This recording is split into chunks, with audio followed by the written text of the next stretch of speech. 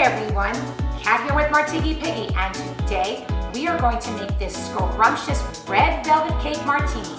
We've made several dessert martinis in the past, and we couldn't help but to add this one to the list. It's made with whipped vodka, crème de cacao, half and half, and red velvet cake mix. And it is simply delicious. So check out this how-to video, and here we go. It's time to get jiggy with the Piggy.